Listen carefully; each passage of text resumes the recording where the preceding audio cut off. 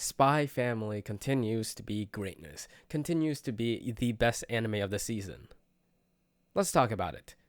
And today's topic is going to be mainly on Yor Forger, the character that was introduced within this episode, and also my favorite character within the series. I really like how the anime was able to adapt and carry over the best qualities of the character within this episode. And this is mainly due to the heavy lifting of the voice actress. One of my favorite voice actresses within anime. And I believe it's pronounced Saori Hayami or something like that. Please correct me if I'm wrong. Well, anyway, she voiced a lot of different characters. Most notably, Fubuki from One Punch Man, Shinobu from Demon Slayer, Miyuki Shiba from Irregular at Magic High School, and many others. She has a whole roster, a whole catalog of characters that she's voiced. But today we're going to be focusing on her performance as Yor Forger. It was perfect. She has that sweet, bubbly personality when she's talking to her brother. She has that sultriness when she's just talking. It's just melodic. And of course, when she goes assassin mode, that eeriness, that sinister vibe that she gives off. It's just perfection. She fits the role so seamlessly.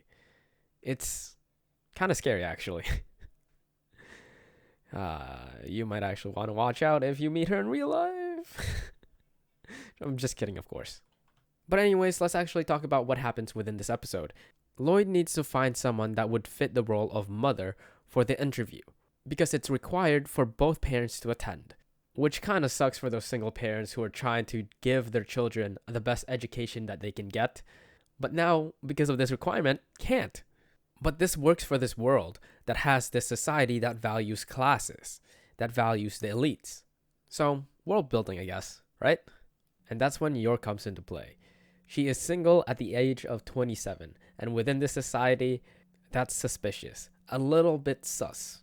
And from what we hear from her co-workers, you could be outed as a spy. You could be reported to the police and arrested, which would blow her cover and be found out as an assassin. So she needs a boyfriend. And luckily enough, for plot conveniences, a part of her dress gets ripped during one of her jobs. So she needs to go to her tailor. The same tailor that Lloyd and Anya are at, because Anya needs a uniform and she needs to get fitted for it. So they're taking her measurements there. So while Anya was getting fitted, Lloyd was looking around for any suitable partners. And he didn't find any until Yor walks in undetected. She speaks, and that catches his attention that she went under his radar. And his gaze was mistaken by Yor as him checking her out. That's such a great misunderstanding. It's perfect for their characters. And then the plot progressed. Lloyd would pretend to be the boyfriend for Yor for the party, and Yor would pretend to be the mother for the interview. And we can all thank Anya. Thankfully, she found a spy and an assassin working together entertaining. But things didn't go as planned. Lloyd received a mission the same night that the party was happening, so it was inevitable that he was going to be late. So Yor had to go to the party by herself, while also thinking that Lloyd had played with her feelings. Man, that sucks. And so she was the center of attention for her co-workers. Thankfully, Lloyd arrived just in the nick of time. But he was bloodied and kinda injured, so he mixed up his mission with Yor's. Instead of being the boyfriend, he was now promoted to being the husband. Kind of a big mistake there, Mr. Forger.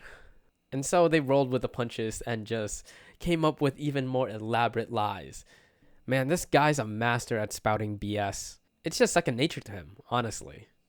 But at least we know that when he was talking about how wonderful Yor was for enduring all the suffering that she did for her little brother because of the flashbacks to his own job as a spy, enduring all these countless merciless missions for the sake of the people. And to me, that was the spark that started the romance between these two characters. Not only was our boy Twilight being genuine when he said that, the look on Yor's face says it all. She was actually charmed by our little boy. And this just might be headcanon for me, but I think this is the reason why Yor actually wanted the marriage to become real instead of just be pretend. And yes, there might be ulterior motives to this, of like hiding their identity, but you know where this is going. This is gonna be the actual. I really want to spoil you guys on the manga, but there's more to this. Anyways, let's move on and talk about the proposal. The proposal was perfect because Yor is really gullible. And we know this because Yuri, the brother, actually stated this during their phone call. And now we're given proof that she actually is this gullible. Like, I'll forgive the concussive therapy and the smugglers being called the psychotic patients, but ma'am, they had a gun and grenades. They were shooting you, and there was explosions. How can you believe that these are actually patients?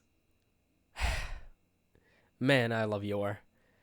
Also, on that same vein, why did Lloyd not have a bigger reaction when he saw her fighting on his level?